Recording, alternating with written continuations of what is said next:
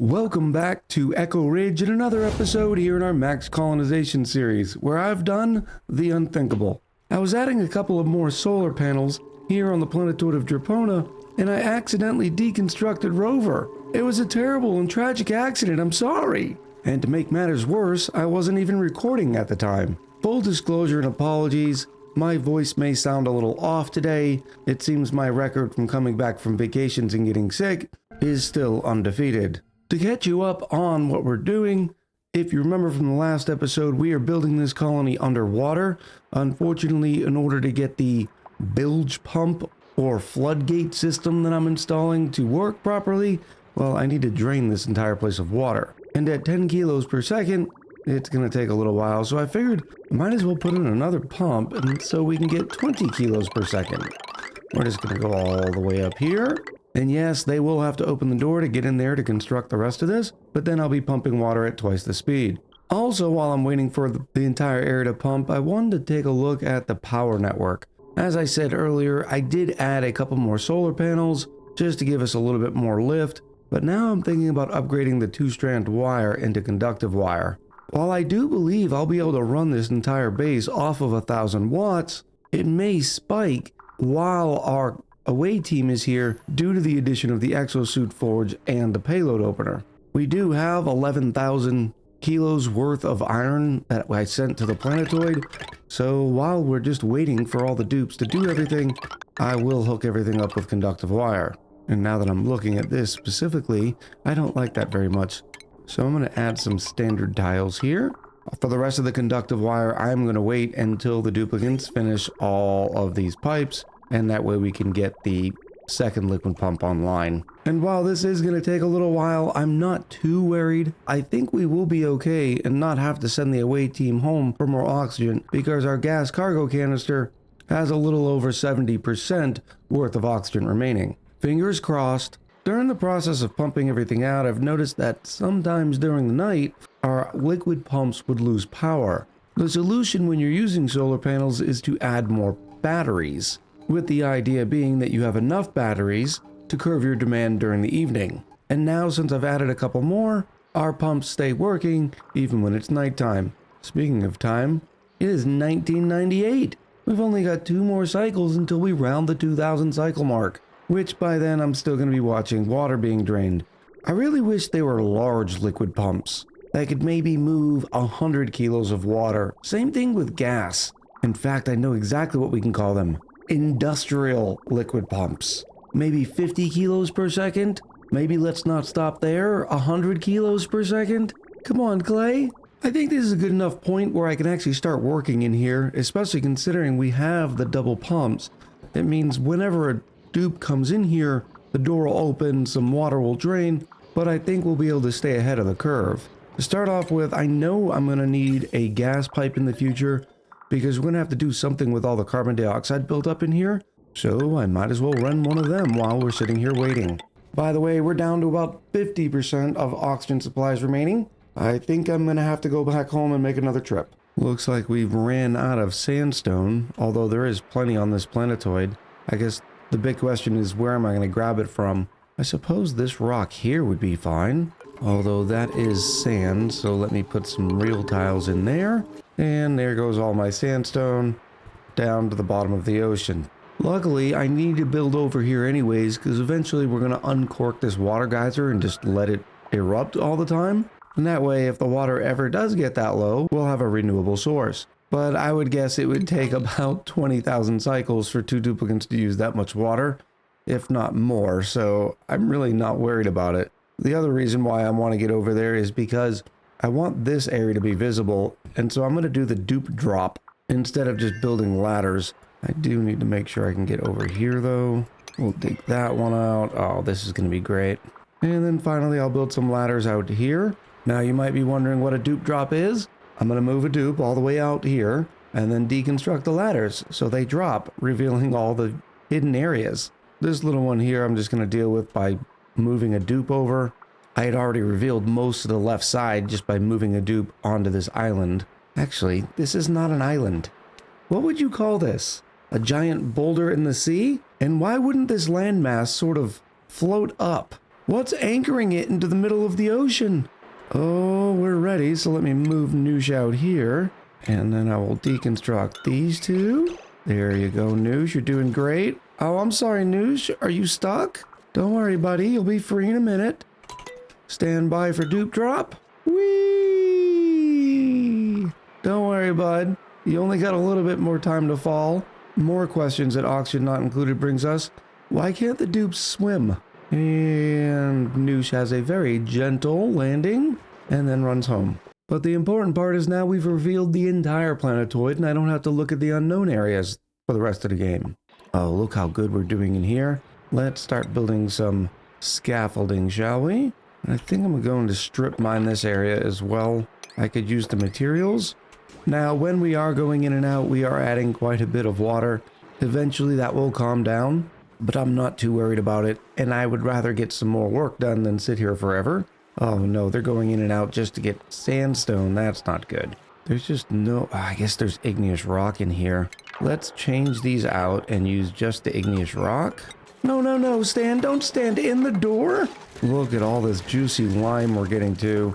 I am going to try to build a couple of storage bins, one for the graphite that we have and another for all the lime.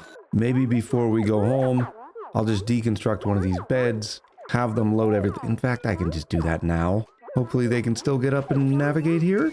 And to test that out, yes, they can still get up there. And then all I have to do is select lime and graphite, and we'll have a bunch of new materials to bring home. We are sitting at 240 tons of steel, but what's holding us back is the lime. Oh no. My scaffolding doesn't line up with my entrance. I know it doesn't seem like a big deal, but it kind of is. I can rebuild it, right? It's not a big deal.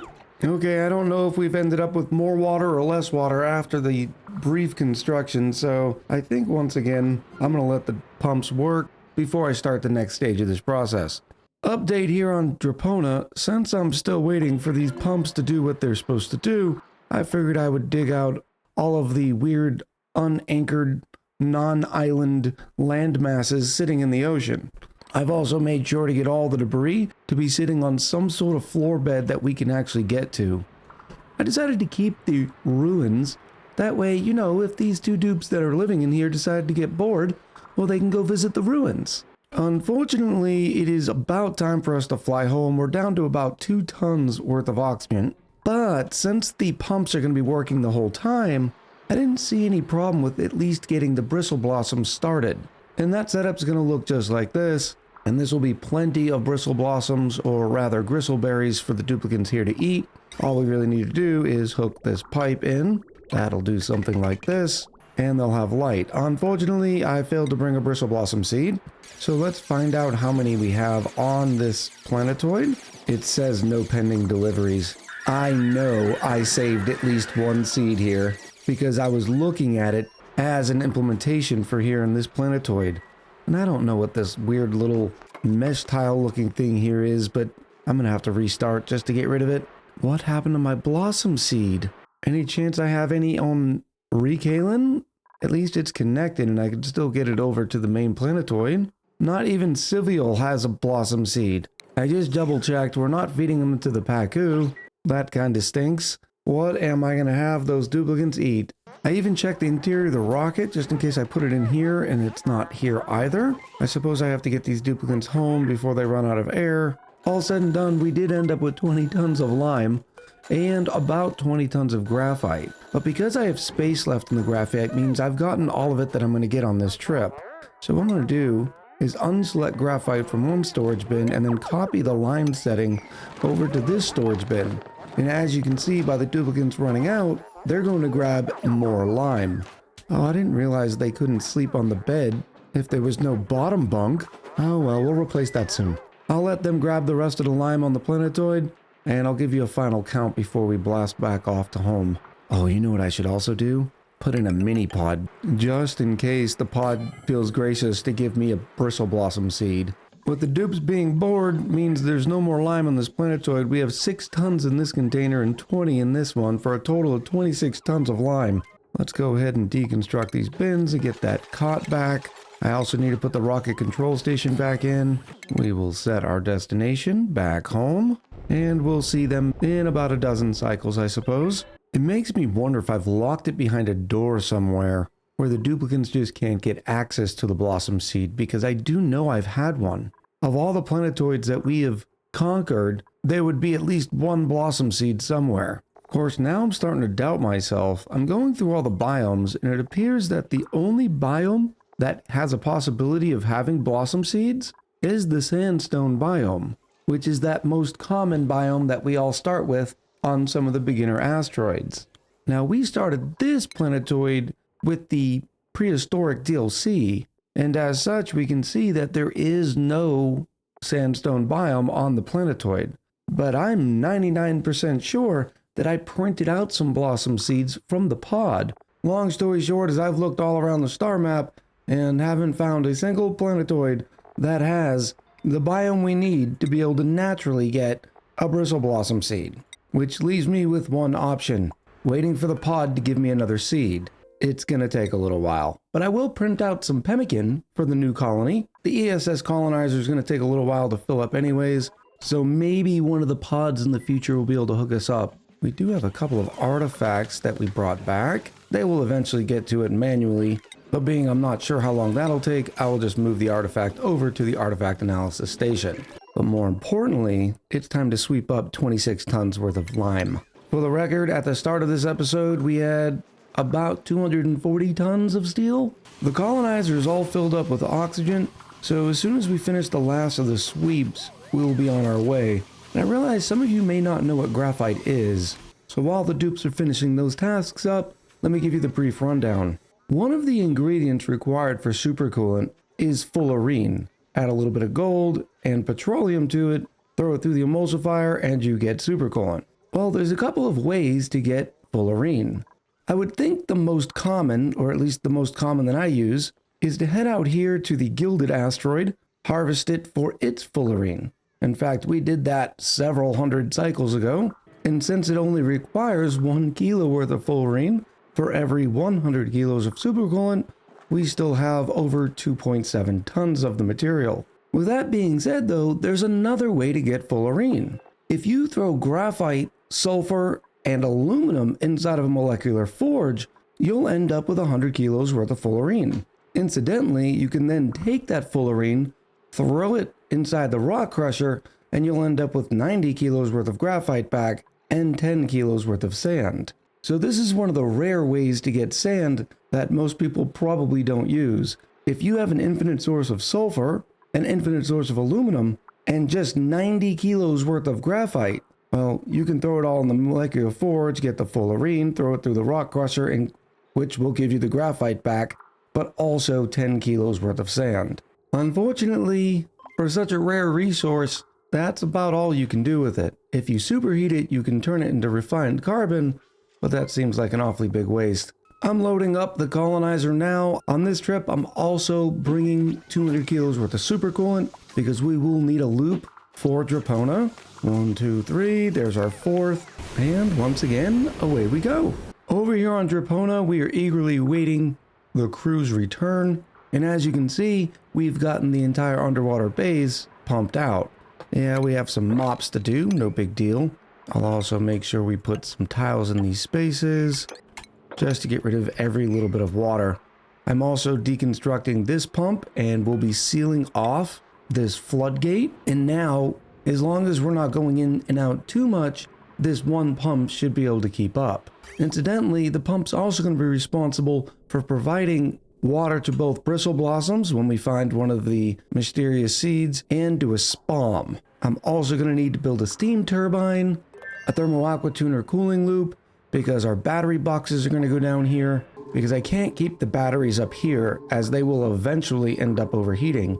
And since these dupes are not going to be in suits, the idea of them traveling all the way up through the ocean without a suit doesn't seem like a great idea. Still no blossom seeds.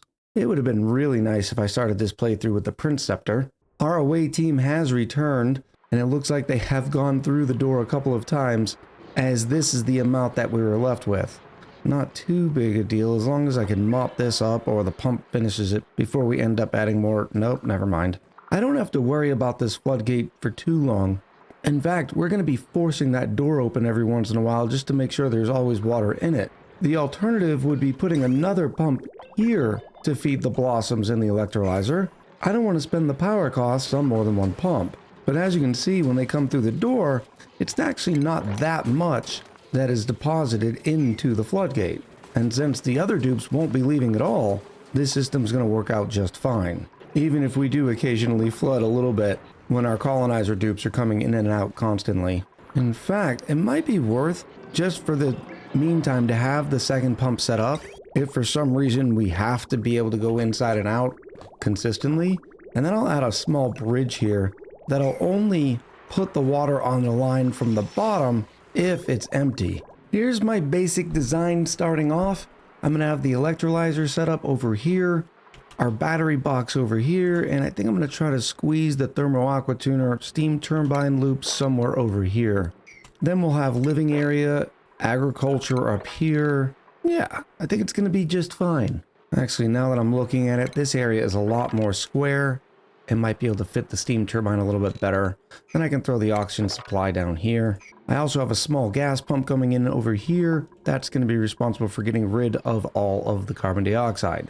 One thing I have not figured out is how I want to use the bathrooms. You may think with all this water, well, why don't I just set up a nice lavatory and sink system like we do on our standard planetoid? The problem is the sand. Yeah, we have 40 tons of it on the planetoid, but that would eventually run out. So instead, we are once again going to be using the outhouses, and this time we're even going to use the wash basins. We'll grab that water using a bottle filler right here, and that will work out well. I'm going to let the dupes back in here now that I've got all this designed. I am going to put a temporary, of course it is, liquid pump down here for the overflow just while we're working in here. Right now I have to stop every few cycles to allow the floodgate to empty, but because they have to come in and out to grab the materials so often, well, we're getting a little bit too much water in here. More work has been done. As you can see, I'm queuing up a lot of commands in between making sure that the floodgate stays empty. That way they grab as many of the materials that they need at once. We have the mess hall right here at the middle of the colony. I still need to put in some sleeping areas, but our bathroom is down here and operational. Well, once they deliver some dirt, and the system's going to be pretty simple. When the polluted dirt is created by the outhouse, it'll go into the compost. The compost will turn it into normal dirt, which will then throw right back into the outhouse. The wash basin is getting its water right here from this bottle filler. It's part of the same network here that is supplying water to both the bristle blossoms and the electrolyzer. Well, not yet. In fact, let me queue those up as well. This is going to come all the way down here. I'll make a bridge, that way I'm not bridging into a hot area, and then send the water right through. And then I have my steam turbine set up here, and you can see the cooling loop taking shape now. But I sort of goofed it up because I want to make sure that that cooling loop is definitely going around that compost because it does provide heat. So we'll do something like that. Oh, that's so ugly and such a waste of material. We'll just go down and around. That should work out just fine. But we are up against a small problem, and that is providing power to the aqua tuner. Right now, this network says it has a potential of 2,000 watts, which is not going to do us very well. So what we're going to do is separate the solar panels and what they're able to provide. Start that off. I'm going to want a couple of extra solar panels, so I'm going to move the targeting beacon right here, and then add one more solar panel right here. And then I'm going to separate these two networks. I already have some iron being shipped over, and when I separate the two networks, now it says there's 0 watts. Obviously, when I add all this on it, though, that's going to change. But I at least have 2,000 watts now that I'll be able to play with for the thermal aqua tuner. These will also need to get on their own batteries. And I suppose I will separate the networks right here, because the home network is not going to need as much power. All it's really supplying is the SPOM and our floodgate pumps. The colony's coming along very nicely. Right now, I am trying to fill up the thermo aqua tuner's eventual steam chamber, and because I only have access to regular water, I'm actually going to have to fill this entire bottom with too much water. It's going to end up being something like 500 kilos worth of steam pressure in here. All I have to do is let it fill to where it is barely in this second row, and then I can stop the flow. From there, it'll just be waiting for a bristle blossom and for the floodgates to empty. And that looks just like this. We have grams on the second row, which is exactly what we want. Now I'm going to try to back this water out. Notice that the electrolyzer setup is working beautifully, and this colony is starting to oxygenate, which is exactly what we're looking for. One thing I need to do is find a plant for this aeropot. Luckily, we brought one. Unfortunately, we're going to have to rip it out of the Great Hall in the colonizer, so I'm going to have to keep a close eye on their morale until they get home. It wouldn't be too big of a deal for the duplicants on this colony not to have a mess hall to speak of. Oh, in fact, I could make this a Great Hall just by adding a water fountain. Let's do that, shall we? Right below it, we have some nice looking beds. To tell you the truth, these duplicants are going to be living better than most of the colonizing duplicants across the star map. It looks like I'm going to have to relocate the seed manually, because otherwise the aeropot's not letting me plant it while the seed is sitting inside the rocket. One of the last steps is going to be filling this loop with some super coolant. I'll put it right there. I can also seal all this up. I think I have everything in correctly. We're going to find out. Oh no, that is bad. Super cooling is coming in without any insulated pipes. One element that I needed to be able to put in was the automation on the door that I've referred to a few times. Remember, these pumps are going to be responsible for providing the water for the bristle blossoms, the bottle filler, and even the spawn. Which, by the way, it is beautifully oxygenated in here now, to the point we're even backed up in the pipes. But what happens if the duplicants never leave the colony? Well, that means the door would never open and more water wouldn't come through the floodgates. So I have a couple pieces of automation here. The first being a hydro sensor that's going to say, hey, open this door whenever there's less than 200 kilos worth of water in this tile. And that way, this pump always has water. When there is less, it'll send a green signal, which will open this door. Water will rush in, it'll fill up beyond the 200 kilos, and then the door will shut and lock. There is a potential problem though. If for some reason, when this floodgate is open, the dupes decide to go for a run, well, they'll end up being locked out in the middle of the ocean. For that reason, I'm going to install the actual floodgate in these two tiles. And that way, this door will always be available for the duplicants to come in or out. Not that they'll have any reason to go out, but you know how duplicants do. Well, the mystery of the missing blossom seeds has been discovered, and considering they're right here on the outside of this conveyor chute, means they were probably in the interplanetary launcher waiting to ship. Because I've had the launcher on a minimum launch mass, in this case, I added at 200 kilos, some materials end up staying in there. I was about to ship over some pemmican so I could print out a dupe in the meantime while I wait for a bristle blossom. Well, when doing that, it added enough mass to be able to ship off the blossom seeds, which means we can finally get our first blossoms planted. And because I want to get a duplicate on this colony, and that way I can send the colonizers home, I was dead set on picking a dupe out of this pod. Unfortunately, it gave us one boop and one Nicola. Now, the Nicola is not too bad, tidying, suit-wearing, doctoring, and quite frankly, they don't need any skills, I suppose, other than the skill to go to the bathroom, to be able to survive on this planetoid. Yeah, they're going to be harvesting some berry blossoms, but they're not even going to be cooking them. So welcome to the playthrough and the first duplicate on the underwater colony, Nazgul. And now, just to be safe, I'm going to make sure Naz cannot go outside of the colony, because I think the away team's mission here is done. Wait, what are you doing? Oh, you still haven't dropped off the other berry blossom. Don't worry, Naz can do it. You might ask, well, why aren't we cooking the bristle blossoms into gristleberries? To be quite honest, we don't need to. The duplicants are already getting pretty nice room bonuses with mess halls and luxury barracks, nor do they actually have to have any skills. Yeah, a brief farming skill would help get these bristle blossoms going by having a better chance of giving us a seed, but quite frankly, it's not really needed. Our super coolant is managing to get the temperatures in here down a little bit. Remember, the entire ocean is sitting at 44 degrees, so this place was decently warm, at least warm enough to stifle the bristle blossoms at above 30 degrees.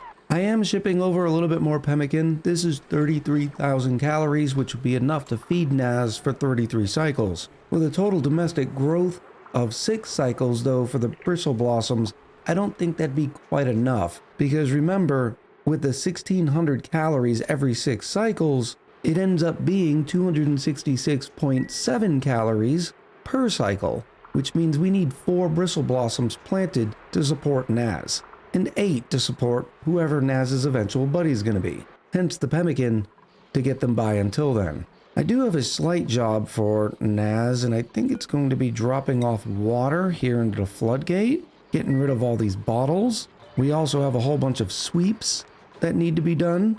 Let me get the place cleaned up just a little bit, making sure everything's working well, ship off our away team, and I'll show you our ending result. Allow me to introduce you to Wi-Fi Ashes. Wi-Fi has irritable bowel, mole hands, is uncultured, and is a vomiting balloon artist. Their skills, well, they don't really matter, because the only thing these dupes are doing is picking berry blossoms, and, well, right now, picking up water bottles and debris, dropping the water off in the bottle emptier and the debris here. That's their entire life. I have installed a refrigerator just to try to keep the bristleberries as fresh as possible. They also have 93 kilos of pemmican, which ends up being 241,000 calories. In other words, I need to get 8 bristle blossoms planted within about 120 cycles, or I'm gonna have to ship over some more food because Naz and Wi-Fi would end up going hungry. But this colony is working perfectly. I've already had the floodgate door open, dropped off a little bit of water, which in turn kept these pipes full. Thermals are looking good thanks to the aqua tuner and its 500 kilo steam bath, and the dupes love it too, with an average morale of about 14. To tell you the truth, this might be the most successful and my personal favorite of the colonies we've built so far. I already cleaned up topside a little bit and sent the away team home, so I think that's going to be about it for here on Drepona.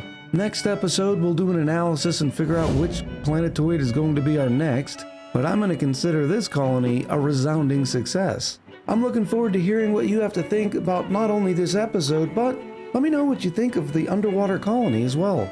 So until next time, much love, happy gaming, and I'll talk to you soon.